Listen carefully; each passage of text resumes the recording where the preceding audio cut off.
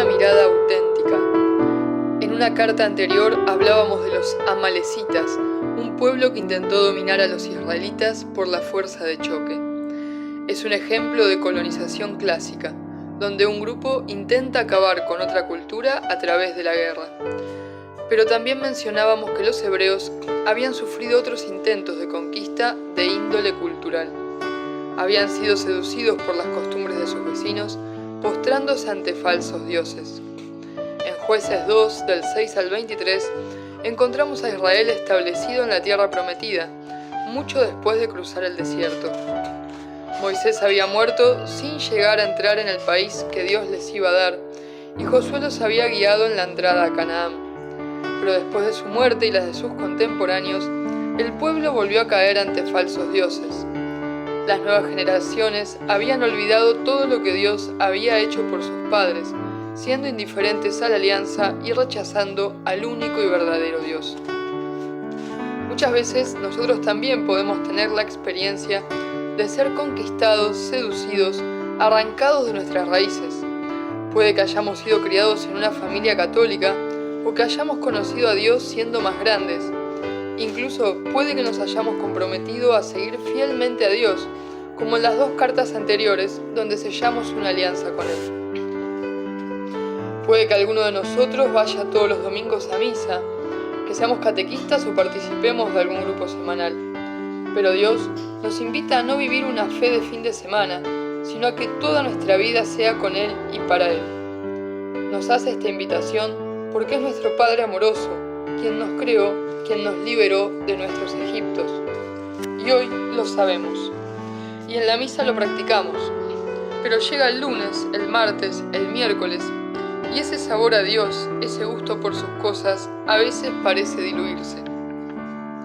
Dios quiere cristianos firmes, no licuados, y lo que le da firmeza a nuestra vida de fe es la oración personal de cada día.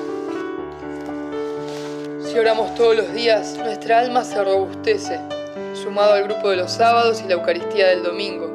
Nos volvemos mucho más fuertes por su gracia e impermeables a la acción del mal. Es en el trabajo, en el estudio o en las salidas donde nuestra fe se pone a prueba, donde otros quieren hacernos creer que no entendemos nada de la vida, porque no vivimos como ellos, porque no consumimos, porque somos fieles a nuestra esposa o esposo, porque no nos emborrachamos, porque tenemos un orden en la vida, un buen orden. Pero en realidad no es que no entendemos nada, sino que entendemos demasiado, sobre todo si nuestras convicciones están intactas. Otros pueden intentar hacernos dudar, pero por gracia de Dios y firmeza propia, podemos mantenernos en pie. Recordemos, para mantenernos en nuestras convicciones, tiene que haber gracia y firmeza. Dios siempre quiere darnos la gracia, pero sin nuestro sí, la bendición pasa de largo. Y si queremos ser firmes sin su gracia, caemos tarde o temprano. Es necesario que estén ambas cosas. En la primera carta decíamos que Dios nos invitaba a ser paisanos de su pueblo, gente sencilla que se comparte de corazón. Y comparábamos esa sencillez con las que tienen en zonas menos pobladas. Lamentablemente a la gente del interior a veces se la trata menos decorosamente y se la intenta engañar como si los citadinos fuéramos más astutos. A los cristianos también nos puede ocurrir que los hijos del mundo nos intenten timar con falsos ideales, con modas pasajeras, con ideologías modernas, con esta idea de que todo lo antiguo es desechable y todo lo nuevo es aceptable. Como si las faltas de amor cambiaran de malas a buenas solo por el correr del tiempo. Pero Dios nos explica qué cosas nos hacen bien y qué cosas nos hacen mal, desde que el mundo fue creado y para siempre. Antes, hablábamos de las colonizaciones clásicas, aquellas que se dan con armas y belicosidad.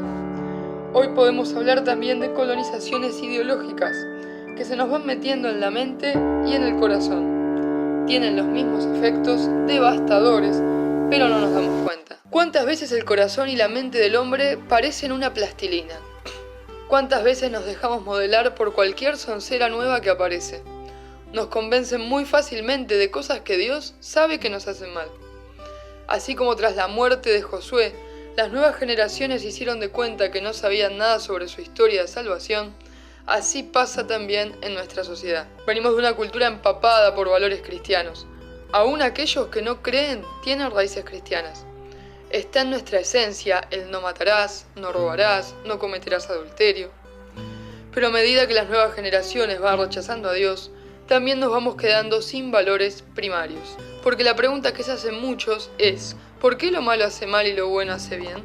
¿Por qué lo malo es malo y lo bueno es bueno? Si no escuchamos la voz de Dios, que conoce lo que nos conviene y lo que no nos conviene, los valores se van licuando con el correr del tiempo. El tiempo no tiene el poder de volver bueno lo que es en esencia malo. Lo que sí puede suceder es que con el tiempo se licúan los valores y nadie nos enseña a cuidarlos.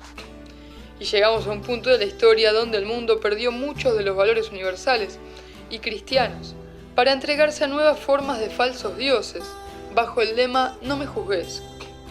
Pero tener mirada auténtica sobre las cosas no es juzgar. Está bien pensar distinto a la moda y tener criterio formado sobre las cosas.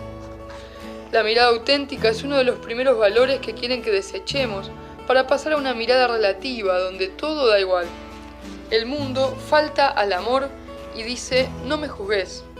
Pero como veíamos en otra carta, uno puede juzgar lo objetivo. Matar es malo, robar es malo, etc. Al no poder reconocer objetivamente los errores ajenos sin condenar a la persona, tampoco podemos reconocer nuestras propias faltas de amor. Y si empezamos a creer que no existen las faltas de amor, también llamadas pecado, habría que preguntarse, ¿para qué vino Jesús a redimirnos? O bien, ¿por qué no estamos en el paraíso? Si todavía el mundo es mundo, entonces hay faltas de amor. También habíamos hablado en otra carta de los primeros jueces de Israel, los que ayudaron a Moisés. Y decíamos que nosotros también tuvimos guías, formadores. Pero antes tirábamos todos para el mismo lado, porque los valores universales y cristianos estaban en la esencia de la sociedad. Ahora estamos viviendo un tiempo donde los valores no son tenidos en cuenta como tales, y muchos formadores de distintos ámbitos llevan a los formados a una anticultura o cultura de la muerte, en contraposición con la cultura de vida que nos propone Jesús. El sistema educativo está siendo reformulado a conveniencia de ideologías que están en las antípodas de nuestras buenas costumbres, y los profesores son obligados a enseñar aún lo que no creen. Y no estamos hablando solo de profesores cristianos, sino que hay ateos que tienen buenos valores y se los presiona a enseñar lo que no les es propio. Al igual que los médicos con el aborto, los profesores e instituciones tampoco podrían hacer objeción de conciencia, por lo cual todos estaríamos obligados a pensar como algunos pocos desean. Mientras que en la iglesia también nos encontramos con algunos catequistas que no tienen experiencia profunda de Dios y enseñan según el espíritu del mundo. No todo es malo, ni todos enseñan mal, pero hay que saber que se está perdiendo esa mirada auténtica de la cual hablábamos y por la cual hay que velar. Todas las decisiones que tomamos tienen consecuencias en la tierra y dejan huella en el cielo. Aprender a discernir lo que hace bien y lo que no es un punto clave en la vida, porque los cristianos, más que nadie, sabemos que no todo da lo mismo. Pidamos a Dios tener una mirada auténtica sobre las cosas. Agradezcámosle porque nos quiere mostrar